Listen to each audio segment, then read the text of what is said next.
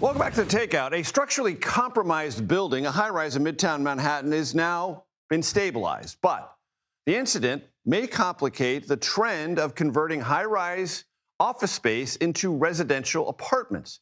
The Wall Street Journal reports future developments could face issues such as increased safety reviews and more expensive insurance. These types of projects are up 28% from last year. This is in part because of high mortgage rates. Freddie Mac today announced the average 30-year fixed mortgage is almost 6.5%. Neil Osnato is joining us now. He is the founder of the Persistence Analytics Group, an infrastructure and risk analytics firm. And I'm told, good sir, this is your first time on television, so don't be nervous. You have a very casual look about you, which fits the vibe of this show perfectly. So just tell me what you know about this space, what's going on, and what may have happened in New York that could slow things down. Thank you. Major, thanks again for having me. The key point is simple. A high-rise to residential conversion is not just a real estate story. It's an implementation test. You know, a conversion thesis is not the same thing as an executable building. So cities have too much obsolete office space, not enough housing, and a strong political desire to turn vacancy into vitality.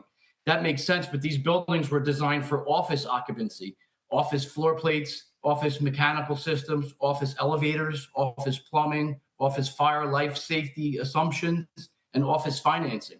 The question is not just can we convert into offices into housing. The question is which buildings can actually survive the conversion math. And when you talk about the conversion math, what makes it so complicated and what makes it a requirement that you take stock of all the various things that could go wrong? Right. See, in these times we're moving so fast, we overlook some of the assumptions, and that's why incidents like this happen. So the market likes the headline. So the market is really just feeding off of the headline.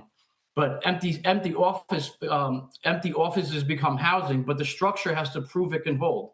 So that means verifying the physical conversion, the capital stack, the insurance, the code, neighborhood absorption, the utilities, and execution risk. So this is not just an adaptive reuse, it's an assumption verification. And Neil, when you saw what happened in New York with the formerly Pfizer building, did any of that surprise you? Did you think maybe corners were cut, or there just were poor assumptions about what could actually be converted? You know, I'm not here to speculate, but the gap that I found that cuts across more than just this sector, I would have to say that people are just operating off of bad assumptions, and they got caught. And Neil, is this, from your perspective, a workable idea, meaning it's a good idea, we just need to be more serious about it? And if we're not serious about it, it could slow down. And even if we are serious about it after New York, insurance rates are going to probably be higher and political scrutiny will probably be more intense. You know, I'm digging into this the same as the market is right now. But so like I think that cities shouldn't just subsidize the conversions because the office vacancy number is scary. I think they should create a fast verification screen before public money, tax incentives, zoning relief, or financing support goes in. I think that the cities have to ask, is the building physically convertible? What's the true cost per unit? What code upgrades are required? What public infrastructure is needed? What subsidy is being requested? Who bears the downside if the project stalls? Is the housing actually deliverable?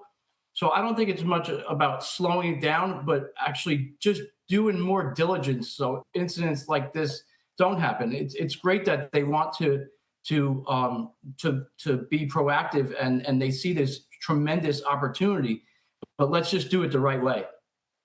Neil Osnato, I botched your name the first time, proving that I can be fallible on television. You, sir, were great on television. I thank you for your time and your expertise.